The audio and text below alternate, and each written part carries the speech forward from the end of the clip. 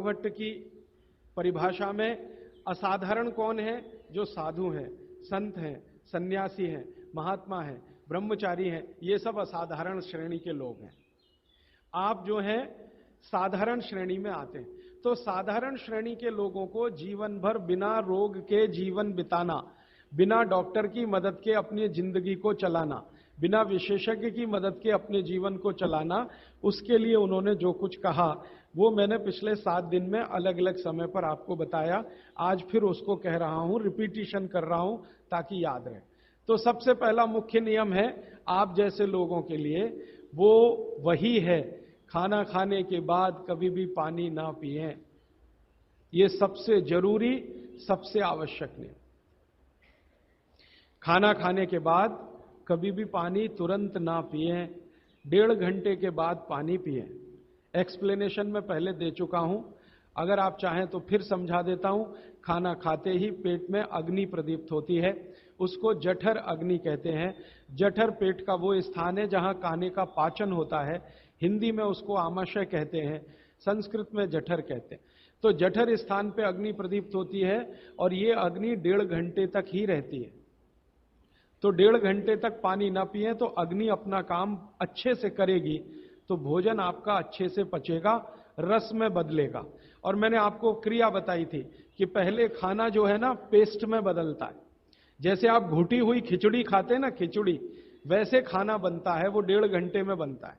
फिर उसके बाद रस निकलता है, और जब रस निकलेगा तब पानी की जरूरत है, क्योंकि बिना पानी के रस नहीं बनता।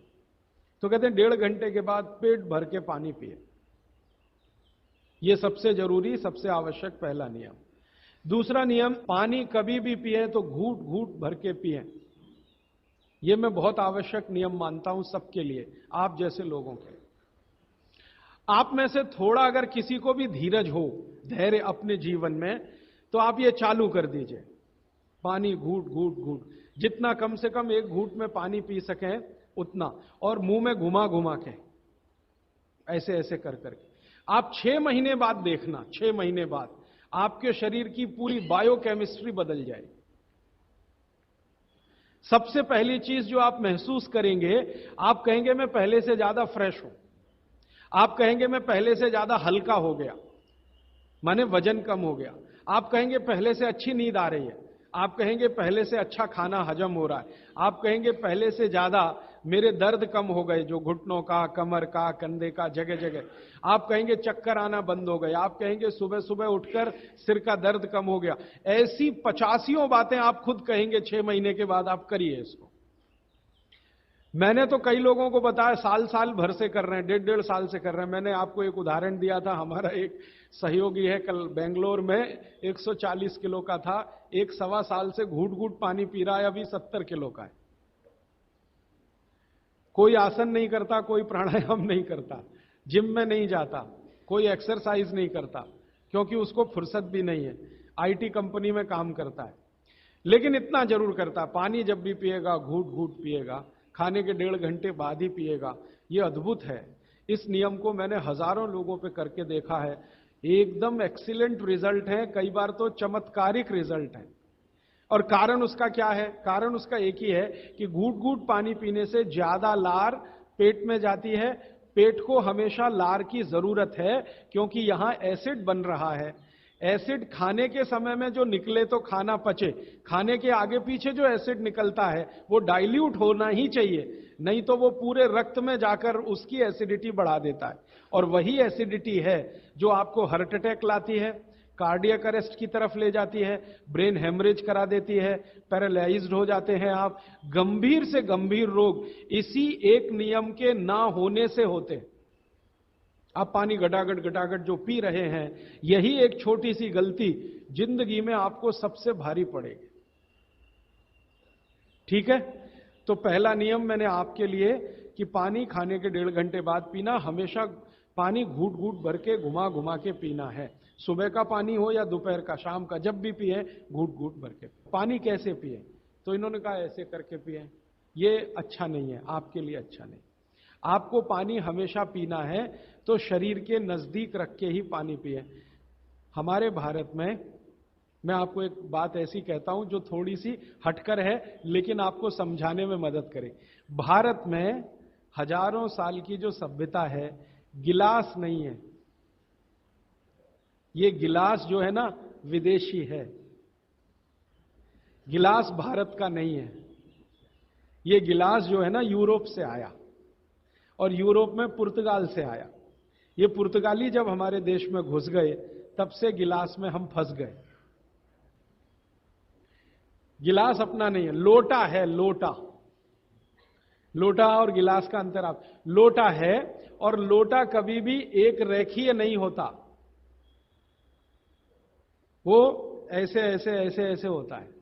तो भागवत जी कहते हैं कि जो बर्तन एक रेखीय हैं उनका त्याज्य करें, वो है नहीं, अच्छे काम के नहीं है।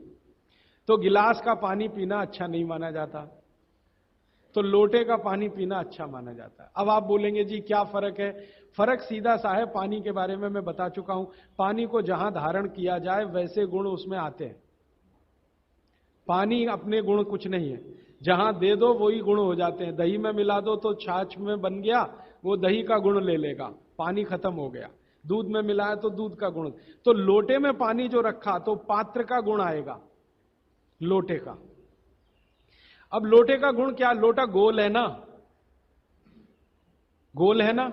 और आप थोड़ा गणित अगर समझते हैं और विज्ञान समझते हैं तो हर गोल चीज का सरफेस टेंशन कम रहता है। हर गोल चीज का सरफेस टेंशन कम रहता है, क्योंकि सरफेस एरिया कम होता है। हर गोल चीज का चूंकि सरफेस एरिया कम है, इसलिए सरफेस टेंशन कम है। इसको हिंदी में पृष्ठ तनाव कहते हैं। हर गोल चीज का सरफेस एरिया कम है तो सरफेस टेंशन कम है, और सरफेस टेंशन कम है तो जो पानी उसमें है उसका भी सरफेस टेंशन कम है। तो कम सरफेस टेंशन का पानी ही आपके लिए सबसे ज्यादा उपयोगी है। अगर सरफेस टेंशन बढ़ा हुआ पानी आप पिएंगे तो बहुत तकलीफ करने वाला है। सरफेस टेंशन बढ़ी हुई कोई भी चीज आप खाएंगे तो तकलीफ करने वाली है, क्योंकि उसमें शरीर को तकलीफ देने वाला एक्स्ट्रा प्रेशर आता है। तो गिलास का पानी और लोटे के पानी में जमीन आसमान का अंतर है। इसी तरह से कुएं का पानी, कुआं गोल है ना, सबसे अच्छा। ये सारे साधु संत कुएं का ही पानी पीते हैं, आप जानते हैं। ना मिले तो विहार कर जाते हैं, जहां कुआं मिलेगा वहां पिएंगे। देखा है ना आपने साधु संत, वो कुएं का पानी उनके लिए सर्वश्रेष्ठ है, क्योंकि कुआं गोल है, कुएं की सरकमफरेंस कम है और सरफेस एरिया कम है, इसलिए सरफेस टेंशन कम है। और सरफेस टेंशन कम होने से क्या होता है? पानी का एक गुण बहुत लंबे समय तक जीवित रहे। पानी का सबसे बड़ा गुण है सफाई करना। अब आपके लिए वो गुण कैसे काम में आ रहा है वो जरा देखिए। आपकी बड़ी आंत है और छोटी आंत है, आप जानते हैं कि उसमें मेम्ब्रेन है, कचरा उसी में जाके फंसता है, तो इसको निकाल निकाल के बाहर लाना पड़ता है। ये तभी संभव है जब सरफेस टेंशन कम वाला पानी आप पी रहे हैं। तो अगर सरफेस टेंशन बढ़ा हुआ पानी है तो ये कचरा बाहर नहीं निकालेगा। मैं इसको एक दूसरे तरह से समझाता हूं, कॉम्प्लिकेशन है लेकिन सरल समझा रहा हूं। आप एक एक्सपेरिमेंट करिए, आज घर जाइए और दूध लेके चेहरे पे लगाइए थोड़ी देर, और 5 मिनट बाद रुई से पोंछिए, तो रुई काली हो गई है ना। कैसे? अंदर का कचरा और गंदगी बाहर आया। कैसे बाहर आया? वो दूध ने बाहर लाया। अब दूध कैसे बाहर लाता है? दूध का सरफेस टेंशन सभी वस्तुओं में सबसे कम है। तो जैसे दूध आपने अप्लाई किया, दूध ने इस त्वचा के सरफेस टेंशन को कम कर दिया, क्योंकि जो वस्तु का जो गुण है दूसरे पर लगाओ तो वैसा ही आएगा। तो यहां दूध ने सरफेस टेंशन कम किया तो त्वचा थोड़ी सी खुल गई, और त्वचा खुली तो अंदर का कचरा बाहर निकल गया। यही क्रिया पानी करता है पेट में। यही सेम, आपने पेट में पानी डाला, बड़ी आंत और छोटी आंत का सरफेस टेंशन इसने कम कर दिया, तो बड़ी आंत और छोटी आंत थोड़ी खुल गई, और खुली तो सारा कचरा उसमें से बाहर आ गया। और हाई सरफेस टेंशन का पानी पिए, ज्यादा सरफेस टेंशन का, तो आंतें सिकुड़ेंगी, क्योंकि तनाव बढ़ेगा।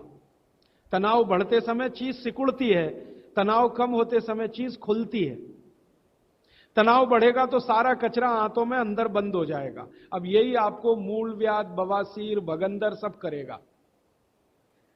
इसलिए सरफेस टेंशन कम वाला ही पानी पीना। लोटे का पानी सबसे अच्छा माना जाता है। गोल कोई भी वस्तु आपके घर में है उसमें रखा हुआ पानी पीना सबसे अच्छा माना जाता है। तो गोल कुएं का पानी है तो बहुत अच्छा है, गोल तालाब का पानी हो, तालाब भी गोल होते हैं ना, तो गोल तालाब का पानी बहुत अच्छा, गोल कुएं का पानी बहुत अच्छा। तालाब से छोटी एक पोखर होती है, पोखर, अगर पोखर गोल है तो उसका पानी बहुत अच्छा। नदी के पानी की तुलना में हमेशा कुएं का पानी अच्छा, क्योंकि नदी में गोल कुछ भी नहीं है, वो लंबी है, तो वहां का पानी हमेशा हाई सरफेस टेंशन वाला है। और नदी से ज्यादा खराब समुद्र का, और सबसे अच्छा पानी लोटे का। लोटे जैसी कोई भी गोल चीज है तो अच्छा। अब आप इसको प्रकृति में भी महसूस करेंगे, बारिश का पानी गोल होके ही नीचे आता है, माने बूंदें सब गोल हैं, क्योंकि उनका सरफेस टेंशन हमेशा कम है। तो ये विश्लेषण लंबा चला जाएगा, लेकिन मैंने यहां जो आपको याद दिला दिया वो ये कि पानी पी रहे हैं तो गिलास में ना, ज्यादा अच्छा है लोटे में पिएं। तो लोटे वापस लाएं घर में, लोटे ही निकल गए, अब गिलास घुस गए, और लोटे निकले ना तो लाखों कारीगरों की जिंदगी खत्म हो गई जो लोटे बनाते थे।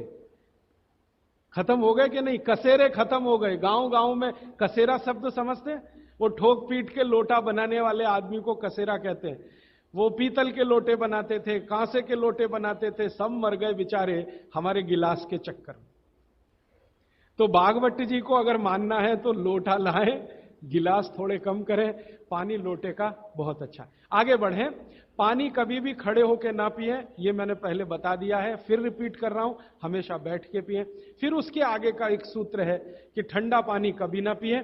और इस ठंडे पानी का ये यहां पर भी एक विश्लेषण में नया दे दूं आपको कि हर ठंडे पानी का सरफेस टेंशन बढ़ा हुआ होता है।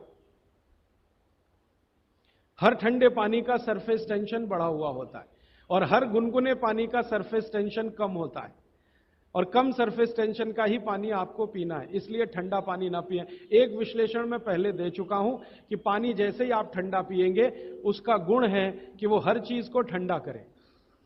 तो पेट को ठंडा करने की वो कोशिश करेगा। पेट ठंडा हुआ तो सारे ऑर्गन्स ठंडे हो सकते हैं और आप मर सकते हैं। तो पानी को पेट गर्म करेगा, फिर आप ये जान लीजिए। और पेट पानी को गर्म करेगा तो अतिरिक्त ऊर्जा लगेगी उसको, और वो ब्लड में से ही आएगी, तो सारा ब्लड पेट की तरफ दौड़ेगा। और बार बार आप ठंडा पानी पी रहे हैं दिन में 8-10 बार, तो हर बार ब्लड को पेट में भागना ही पड़ेगा। तो ब्रेन को ब्लड कम होगा, हार्ट को ब्लड कम होगा, ऑर्गन्स को ब्लड कम होगा, तो वो कमजोरी आने ही वाली है, और हार्ट अटैक आ सकता है, ब्रेन हेमरेज हो सकता है। क्योंकि कोई भी ऑर्गन को ब्लड कभी भी कम नहीं पड़ना चाहिए, तभी आप दुरुस्त रहने वाले। इसलिए ठंडा पानी गलती से भी ना पिए। तो हमेशा कैसा पानी पिए? गुनगुना पिए। एक समय के लिए भागवत जी ने कहा है कि जब बहुत तेज गर्मी पड़ती हो, आपके यहां तो पड़ती है मार्च, अप्रैल, मई, जून, तो वो कहते हैं कि मिट्टी के घड़े का पानी पिए। मिट्टी के घड़े के पानी को गुनगुना करने की जरूरत उतनी नहीं है, क्योंकि मिट्टी से ज्यादा शुद्ध पानी को करने वाली दूसरी कोई वस्तु दुनिया में नहीं। तो ये, अब थोड़ा आगे चलें। आगे चलें वो ये कि खाना जब भी खाएं, आपके लिए नियम है, स्टैंडिंग पोजीशन, माने खड़े होके कभी ना खाएं, हमेशा बैठ के खाएं। बैठने की स्थिति ये सबसे अच्छी है। कुर्सी पे भी अगर मजबूरी में बैठ रहे हैं तो इसी स्थिति में बैठ के खाना, नहीं तो जमीन पे तो बहुत ही अच्छा है। फिर उसके बाद एक नियम जो आपको जरूर पालन करना चाहिए, बहुत आवश्यक है आपके लिए, कि दो विरोधी वस्तुएं साथ में कभी ना खाएं। आप जैन हैं तो आपको तो सब अच्छे से समझता, भक्ष और अभक्ष का ज्ञान सभी साधु महाराज देते हैं, साध्वी जी देते हैं। दूसरे लोगों के लिए कह दूं, दूध और दही साथ में नहीं खा सकते, विपरीत हैं। हालांकि दूध से ही दही बनता है, लेकिन दूध और दही की प्रकृति एकदम माने एकदम अलग है। दूध कुछ और काम करता है, दही बिल्कुल अलग काम। तो दूध दही साथ में ना खाएं। दूध और दही की बनाई हुई कोई भी वस्तु साथ में ना खाएं। खीर खा रहे हैं तो दूध की है, तो कढ़ी नहीं खा सकते। कढ़ी खा रहे हैं तो दही की है, तो खीर नहीं खा सकते। कुछ भी ऐसी वस्तु जिसमें दूध और दही उपयोग है वो साथ में नहीं। एक इसी तरह से शहद और घी आपके लिए बिल्कुल वर्जित है। आप बिल्कुल साथ में ना खाएं, शहद अलग खाएं, घी अलग खाएं, शहद ना खाएं तो भी चलेगा, गुड़ खाएं। अच्छा, ये बड़ी विचित्र स्थिति है, गुड़ और घी साथ में जरूर खाएं, शहद घी साथ में ना खाएं। गुड़ को बेहतर तरीके से अगर खाना चाहते, गुड़ तो वैसे ही सबसे बेहतरीन चीज है दुनिया की, लेकिन और बेहतर बनाना चाहते हैं तो उसमें जरूर घी मिला के खाएं। तो गुड़ घी चलता है, शहद घी नहीं कभी भी। इसी तरह का एक नियम है कि जैक फ्रूट माने फणस, कटहल दूध के साथ सबसे खतरनाक है। और मैंने कहा खट्टे फल जितने भी हैं, संतरा है, मौसम्मी है, वगैरह वगैरह, ये दूध के साथ बिल्कुल नहीं चल सकते। एक ही फल है, बागवती जी कह रहे हैं, जो खट्टा भी है और दूध के साथ जरूर खाएं, वो आंवला है। आंवला ये जरूर दूध के साथ खाएं। इसके आगे का एक नियम है, वो द्विदल वाला एक नियम तो बता ही दिया, द्विदल और दही ना खाएं, और मजबूरी है कोई खाने की तो दही को गर्म करें माने बघारें, तासीर उसकी गर्म करें, फिर आप खाएं, नहीं तो ना ही खाएं तो अच्छा है। द्विदल खा रहे हैं तो 1-1.5 घंटे बाद दही खाएं।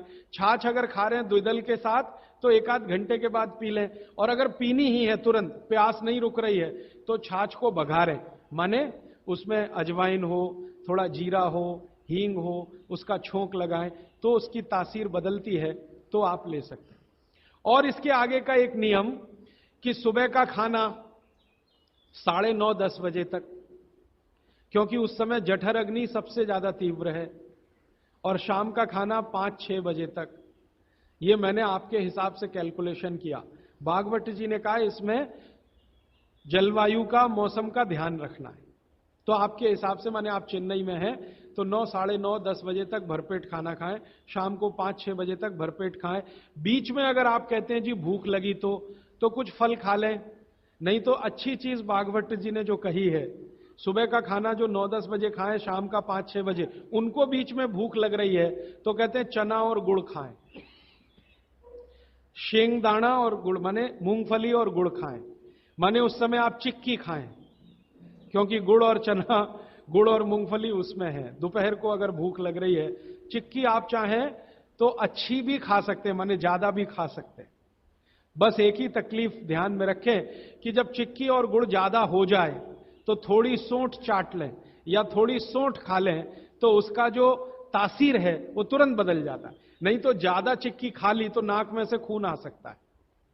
तो नाक से खून ना आए, थोड़ी सोंठ या अदरक, सोंठ इस्तेमाल करते हैं तो सोंठ, नहीं तो अदरक, उसके साथ लें। फिर आगे भागवत जी कहते हैं कि आपके भोजन का आपके जो वातावरण से बहुत रिश्ता है। आप जिस वातावरण में रह रहे हैं उसका ध्यान हमेशा रखें। अब मान लीजिए आप मद्रास में रह रहे हैं, तो मद्रास के आसपास का जो वातावरण है ये गर्म है। गर्म वातावरण में गेहूं नहीं हो सकता, गेहूं को होने के लिए ठंड चाहिए। तो निश्चित रूप से चेन्नई के आसपास किसी खेत में गेहूं अच्छा होगा नहीं। कोशिश करेंगे तो तब अच्छा होगा जब ठंड बढ़ जाए, क्योंकि गेहूं ठंड की फसल है, गर्मी की नहीं। गर्मी की फसल जो है वो चावल है, धान है, चावल है, बाजरा बहुत गर्मी की फसल है। ये राजस्थान में रहने वाले सब लोग जानते हैं कितनी गर्मी है राजस्थान में, और वहीं बाजरा सबसे अच्छा होता है। कच्छ में, सौराष्ट्र में कितनी गर्मी है, बाजरा सबसे अच्छा वहीं होता है। तो गर्मी की जो फसलें हैं वो धान है, बाजरा है, और जौ है, जवारी है। जवारी आप समझते, ज्वार, ज्वार। तो ये सब आपके लिए अच्छे हैं। यहां चेन्नई में आप रहते हैं ना, ज्वार की रोटी खाएं, बाजरे की रोटी खाएं, गेहूं की कम ना खाएं तो भी चलेगा, जो यहां हो रहा है वो ज्यादा खाएं। अब आप बोलेंगे गर्मी में भी बाजरे की रोटी खाएं, ना खाएं, क्योंकि बाजरा वैसे तो गर्म है, लेकिन गर्मी में भी खाना है। मान लो आपको स्वाद है, छूट नहीं रहा है, जगह छूट गई है, स्वाद नहीं छूटता। मन हमारा अभी भी राजस्थान में है या कच्छ में है या सौराष्ट्र में, कुछ मजबूरी है कि हम यहां रह रहे हैं। अगर ये मजबूरी खत्म हो जाए तो आप सब भागेंगे यहां से। मजबूरी कैसी, कच्छ में, सौराष्ट्र में इतना ही पैसा आ जाए तो आप सब चले जाएंगे, क्योंकि मन जो है ना छूटता नहीं है, स्थान से लगा रहता है, स्वाद मन के साथ जुड़ा हुआ। तो स्वाद के लिए ही अगर बाजरा खाना चाहते हैं तो बिना गुड़ के ना खाएं। यहां पर चेन्नई में गुड़ और घी के साथ बाजरे की रोटी आप खा सकते हैं, गुड़ और घी के साथ जवारी की रोटी आप खा सकते हैं। ज्यादा आप खाएं तो चावल आपके लिए, धान जो यहां होता है वो सबसे अच्छा है। तो तासीर ध्यान रखें, आबो हवा का ध्यान रखें, वातावरण का ध्यान रखें, हर बनाते समय भोजन में और खाते समय भोजन में। ये कुछ सूत्र हैं जो बहुत आवश्यक हैं आपके लिए, मैं मानता हूं, जो मैंने आपको पिछले एक 45 मिनट या 30 मिनट में जो रिपीट किए, जिनको मैं बहुत आवश्यक मानता हूं। और इसमें से एक सूत्र छूट गया जो बहुत आवश्यक, सुबह सुबह उठकर पहले पानी पिएं। सुबह सुबह उठकर पहले पानी पिएं। कारण मैं बता चुका हूं कि उठते ही आपके मुंह में जो लार बन रही है वो बहुत बहुत बहुत कीमती है, उसकी कीमत लगा नहीं सकते आप, वो एकदम अमूल्य चीज है, वो अंदर ही जाए तो अच्छा है। तो आप उठते ही पानी पीने का नियम बनाएं। कितना पानी पिए? मैंने बताया था 18 से कम उम्र के जो बच्चे हैं उनको लगभग 1.5 से 2 गिलास, 60 से ऊपर के जो बुजुर्ग हैं उनको भी 1.5 से 2 गिलास, और आप जिस उम्र में हैं 18 से 60 तो कम से कम 3 गिलास। पीने का तरीका वही है, सिप सिप सिप सिप करके पीना। और ये सुबह का पानी अकेला पानी है जो बिना प्यास के भी पीना। जी, ये मुख्य नियम मैं मानता हूं आपको जरूर धारण करने चाहिए। और मेरी एक दूसरी गुजारिश है, आप जितने भी लोग बैठे हैं इन सब नियमों को पालन करें। आज से कुछ ने तो शायद शुरू भी किया है 2-3 दिन से, जरूर पालन करें। हो सकता है कि 6 महीने